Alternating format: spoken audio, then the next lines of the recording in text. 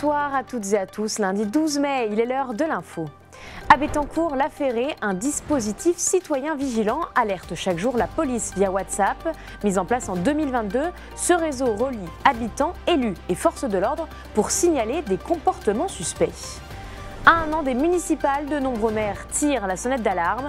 Tâches administratives, baisse de budget, critiques en ligne. La fonction devient de plus en plus lourde. Près d'un tiers d'entre eux envisagent de ne pas se représenter en 2026. Comme chaque lundi, on parle du sport, résultat du week-end, 10 km de Saint-Dizier ou encore portrait de la semaine. Ce soir, notre journaliste nous propose de rencontrer un futur prodige de la course à pied.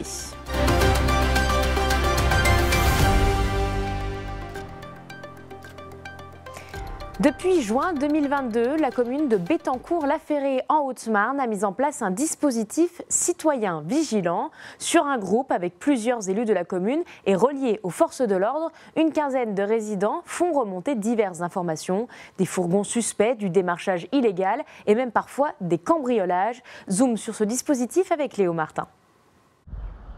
Depuis juin 2022, le dispositif citoyen vigilant a été mis en place à Bettencourt-la-Ferrée. Cet outil a pour objectif d'informer les forces de police sur de potentielles infractions, des comportements suspects et surtout du démarchage illégal. Je pense que ça a porté ses fruits, surtout qu'on a créé par le biais d'une application téléphonique un groupe WhatsApp.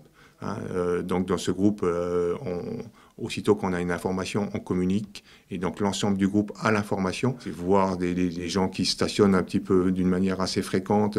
Alors ça peut être aussi une délinquance par rapport à un peu des stupéfiants aussi, de la vente de stupéfiants, tout ça. Notre rôle, c'est vraiment d'être sur le terrain, d'informer et de prévenir. Il faut vraiment aucune tolérance pour ce genre d'action. Dans la commune, plusieurs lieux de rassemblement sont souvent prisés des jeunes et donc régulièrement signalés. La tribune du stade de foot ou encore se lavoir. C'est surtout moi qui relaye les informations, mais après mes collègues aussi des fois me font remonter des informations. Et c'est vrai qu'étant donné qu'on est sur la commune tous les jours pour y travailler, c'est vrai qu'on est des fois amené à voir des choses qui méritent d'être relevées. Comme dans toute commune a un petit peu des points, on va dire, pas sensibles, mais des points qui peuvent être de rassemblement. On a 3-4 points qui peuvent être un petit peu, on va dire, prisés des jeunes et puis qui aujourd'hui peuvent attirer un petit peu. On n'a pas un rôle de police, on n'est pas la police, on est juste là pour faire remonter des informations. Et après, les affaires sont plus ou moins traitées suivant leur importance. Sur ce groupe WhatsApp, les informations sont relayées à la police nationale. Par exemple, là c'était par exemple pour l'histoire des cartons, par exemple, les déchets. Voilà. Chaque jour, les messages sont consultés par les forces de l'ordre pour savoir si une intervention est nécessaire. Ça nous permet d'avoir des observateurs supplémentaires. Ils font de la collecte d'informations. Généralement, ce sont des personnes bien ancrées sur le territoire qui connaissent très bien leur commune.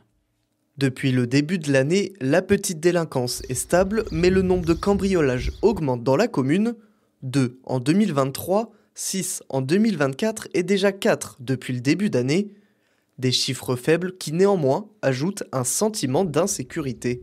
Ce dispositif a été mis en place dans quelques communes de l'agglomération de Saint-Dizier, comme à Villiers-en-Lieu ou encore Chancenay. Tous sont reliés à la police nationale de Saint-Dizier. Et voici notre image du jour, elle s'affiche, elle a été immortalisée par le photographe de la ville de Bar-le-Duc. Ce week-end, la foire de printemps a animé les rues de la ville, mettant à l'honneur le secteur agricole local. Il y avait près de 100 exposants qui ont offert aux visiteurs une immersion dans le monde rural. Parmi les temps forts, un concours d'élevage a rassemblé plus de 80 vaches, des démonstrations de tonte de moutons ou encore des expositions des animaux de la ferme. L'idée de la mairie était d'organiser pour la 2e année consécutive cette foire qui permet de valoriser les métiers de l'agriculture. À un an des élections municipales, plusieurs maires de la Meuse et de la Haute-Marne nous ont confié leurs difficultés professionnelles auxquelles ils sont confrontés quotidiennement, entre tâches administratives supplémentaires, commentaires négatifs sur les réseaux sociaux ou encore problèmes budgétaires. Les maires doivent faire face. Certains hésitent même à se représenter l'année prochaine. Léo Martin est allé à leur rencontre. Depuis 2020, Jean-Michel Guyot est aux commandes de la mairie. Installé à son bureau, il enchaîne les dossiers et les appels téléphoniques. À un an des élections municipales, les maires de différentes communes voient leur charge de travail augmenter et surtout les tâches administratives qui rendent difficile ce métier. Depuis la loi Notré de 2015, Ce travail de chef de la commune a alourdi les problématiques déjà pesantes sur cette fonction. Le métier de maire, pour moi, on n'a jamais eu autant d'évolution dans les lois en 10 ans qu'en 30 ans. Les 10 dernières années, depuis la loi Notret, on a eu la loi Notret, la loi Allure, la loi Elan, la ZAN. Faut se battre en permanence sur ce qui arrive depuis le gouvernement, depuis le Sénat et l'Assemblée nationale, tout ce qu'on nous impacte, et ça se traite sur le territoire. On subit aujourd'hui la ruralisation face à la métropolisation. On a voulu faire des grandes métropoles, on a malheureusement créé un désert dans le monde rural, et aujourd'hui on les met en confrontation. En plus des changements administratifs, les décisions politiques et géopolitiques impactent également les petites communes. Les budgets sont en baisse, une tâche supplémentaire à traiter pour les maires. On doit faire des économies partout, on a de moins en moins de dotations et de subventions. Et ça devient très très compliqué, d'autant plus que les prix, quand vous faites une route, les prix ont été multipliés, je dirais pas par 2, mais pratiquement. Donc c'est vraiment très compliqué maintenant. On a réduit un petit peu les dépenses, effectivement. J'ai cherché des solutions, notamment quand il y a eu les hausses de l'énergie, etc. Donc ça demande beaucoup de temps, beaucoup d'investissement. Ralentir, non. On ne ralentit pas, si ce n'est par le fait qu'on ait des dates butoirs pour déposer nos dossiers de subvention que nous n'avions pas auparavant. Et que maintenant, si on n'a pas le feu vert, on ne peut pas commencer. C'était déjà le cas auparavant, mais ça prend un temps beaucoup plus long. Les élections municipales sont dans un an, mais d'après une étude du Centre de recherche politique de Sciences Po, 30% des maires hésitent à se représenter en 2026, contrairement à 20% en 2020. Avec ces difficultés, la question se pose, mais la reconnaissance des citoyens est aussi un facteur clé et déterminant avant les prochaines échéances politiques. Le relationnel avec la population, qui ne comprend pas toujours ce qu'on met en place, et qui constate en fait les obligations administratives qu'on est obligé de mettre en place, qui génèrent du financement, et que le lambda, lui, considère que c'est complètement inutile. Donc lui expliquer l'obligation qu'on peut avoir dans la gestion au quotidien, ça, les gens ne le comprennent pas. Où on pourrait considérer que c'est le bureau des pleurs, c'est parce que justement l'administration, tout ce qui est administratif devient très compliqué. On se pose toujours des questions dans le cadre du renouvellement de la fonction, sachant malgré tout que l'intérêt qu'on porte dans notre responsabilité, c'est qu'on essaie, autant que faire se peut, d'améliorer le quotidien de la population. D'après certains maires, ces problèmes sont liés à la difficulté d'aligner cette fonction avec la vie de famille. À un an des élections dans les communes du territoire, des surprises pourraient bien avoir lieu. On est lundi et il est l'heure de l'infosport. Bonsoir Gaël. Bonsoir Clémentine, bonsoir à tous. Comme tous les lundis, on est parti pour 10 minutes de sport. On va revenir sur tous les résultats de ce week-end. Ce soir, on va parler de trail, de basket et de motoball. On débute tout de suite avec de la course à pied. Et l'événement du week-end, c'était les 10 km de Saint-Dizier. Avec 1423 coureurs, record battu de plus de 50% par rapport à l'année dernière. Succès monstre pour la course de la cité bragarde. Sous un grand soleil et devant un public venu nombreux, vous le voyez, les participants ont parcouru soit 3,5, soit 10 km en passant par le parc de Deauville, puis en remontant au centre-ville. Un parcours pas si facile qui a offert une belle bataille en tête. Les deux grands favoris, Julien Huard et Teddy Colombe, se sont finalement expliqués au sprint, vous le voyez, et d'une jambe à peine, c'est le bragard Julien Huard qui s'est imposé, comme l'année dernière, bien aidé cette année par la foule qui a scandé son nom. On l'écoute à l'arrivée. J'étais vraiment pour une bonne journée. Je sors d'une bonne grippe. Ça va mieux un peu depuis jeudi. J'ai réussi à passer une belle petite séance sur tapis. Honnêtement, ça n'aurait pas été à Saint-Dizier. Vu l'état de forme, je ne serais pas venu. Mais vu la ferveur du public et tous les gens autour, c'est vraiment, je pense, ce qui m'a fait gagner. Parce que avec la forme du jour, je pense que j'étais pas le plus fort aujourd'hui sur la ligne. Ça fait toujours plaisir de gagner à domicile devant le public qui était à fond vraiment pour moi. Je le voyais tout au long du parcours. C'était même, c'est vraiment chaud au cœur. Parce que c'est pas spécialement un sport vraiment médiatisé. Donc de faire des courses, être autant soutenu comme ça et de savoir qu'il y a autant de gens qui me suivent, ça fait vraiment plaisir. Une belle soirée de course à pied, une belle vitrine aussi pour l'athlétisme au Marnais. Déjà, la météo joue beaucoup dans ces événements et là, on a la chance sur la météo. Et il y a quand même un effet post-JO avec de nombreuses courses qui sont complètes très tôt. Toutes les courses qui sont proposées sont très vite remplies et c'est super qu'il y ait de plus en plus de coureurs en France et dans notre beau département. Ça aide parce qu'on a besoin d'une vitrine, on a besoin d'être représenté. On a vu beaucoup de maillots orange chez les jeunes aussi. Donc c'est vraiment avoir une course qui permet de qualifier au championnat de France. C'est très important. Ça peut apporter des licenciés et puis surtout faire pratiquer l'athlétisme et le plus jeune âge et peu importe l'âge qu'on a. On ouvre les sports collectifs avec le football, Gaël, et une 24e journée de Régional 1 mouvementée. Oui, il y a d'abord eu la victoire des Chaumontais, la belle victoire face à Épernay samedi 3-1. Et puis dimanche, victoire là aussi de Marnaval sur le terrain de Boigny, pendant qu'Éclaron, eux, se faisaient corriger par le leader du championnat messin. Et au classement, vous allez le voir avec les victoires de Marnaval et Chaumont qui se donnent un peu d'air et qui gardent espoir. Au contraire, Éclaron est définitivement relégué en Régional 2, une descente qui vient conclure une saison sportive et extra-sportif très compliqué pour les Éclaronnais. Par rapport à l'intersaison, il y a eu beaucoup de problèmes internes et tout, donc beaucoup nous voyaient déjà morts avant. Après on s'est battu jusqu'au bout, on n'a rien lâché. Par rapport à la situation qu'il y a eu, je le répète, qui était très difficile, je pense qu'on était dit en reconstruction à la mi-temps, enfin à la mi-temps à l'intersaison. Donc même que si on redescend, je pense que repartir sur de nouvelles bases, ça ne va pas faire de mal.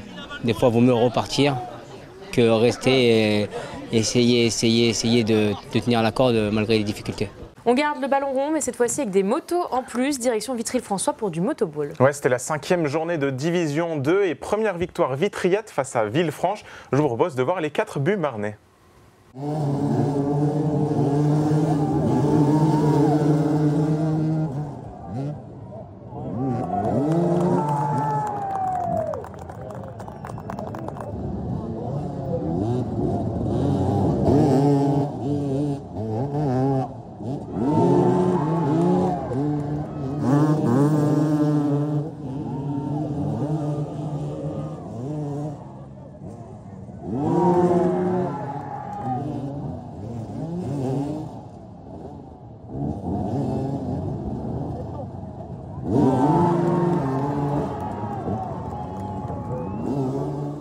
On enchaîne avec du rugby, Gaël, et une victoire pour les joueurs de l'Entente Sud-Haute-Marne. Une deuxième victoire face à Mulhouse qui valide là officiellement le maintien de l'Entente Chaumont-Langres en Régional 1. C'était leur première saison à ce niveau-là. Et eux aussi espèrent valider leur maintien et tout se jouera sur le dernier match. Saint-Dizier face à Troyes, ce sera l'affiche de la survie la semaine prochaine en pré-national. Les Bragards qui ont perdu samedi soir face à Bétheny auront l'avantage de jouer cette finale de maintien à domicile. Un match couperet pour éviter la descente en Régional. On va aller au combat tous ensemble, on a un gros match qui nous attend, on va jouer notre survie à la maison, on a cette chance-là. Maintenant, voilà, il faut qu'on monte les valeurs qu'on fait depuis plusieurs matchs, avec un collectif, des envies, des mecs qui ont envie tout simplement. On sait que le BST aussi est en mauvaise posture. Nous, on sort quelques bons matchs là, ces dernières semaines, donc franchement, on peut carrément y croire. Donc, je suis assez confiant. Si on arrive à les maintenir aux alentours de 70 points, ça peut passer. Mais ça va se faire aussi avec l'aide du public. Et je pense que la semaine prochaine, on rêve d'avoir une salle pleine et qui fasse du bruit et le peuple bragard qui réponde présent pour cette dernière étape pour nous. Elles enchaînent les victoires en tennis. Les Bragards viennent de s'imposer à nouveau. Troisième journée de National 3 et troisième victoire expédiée cette fois 6-0 comme ça s'est fait face aux Franciliennes de Chaville. Un succès qui permet aux joueuses de Nicolas Vial de prendre provisoirement la tête du classement du championnat.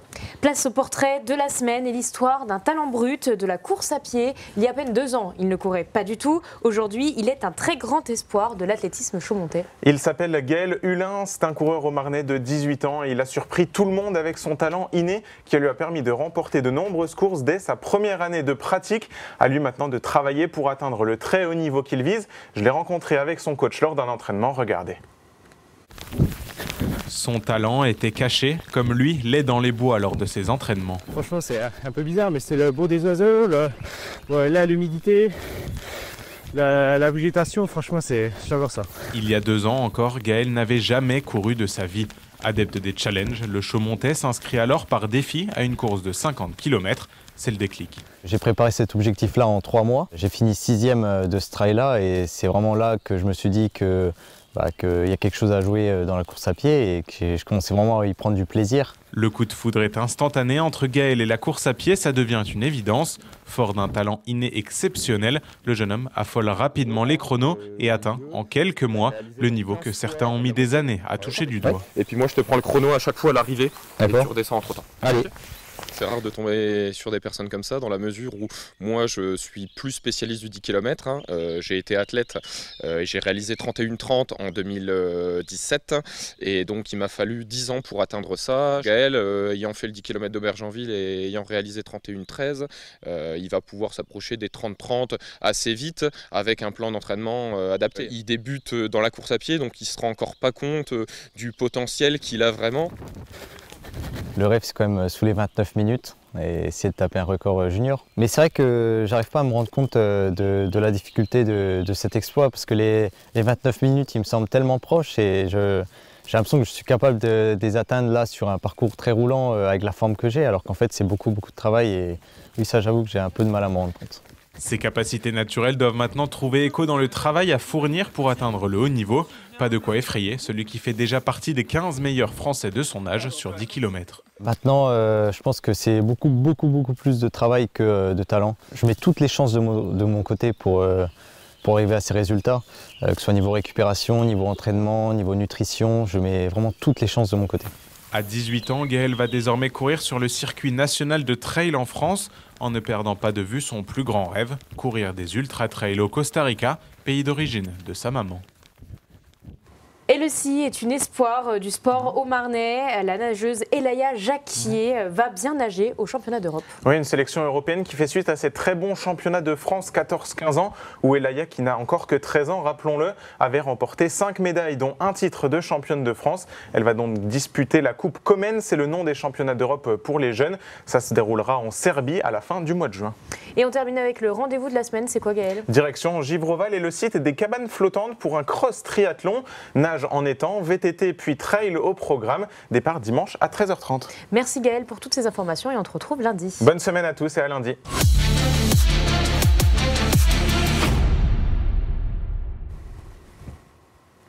C'est la fin de votre édition. Merci de nous avoir suivis. Tout de suite, la météo. L'information continue sur puissancetélévision.fr. Bonne soirée.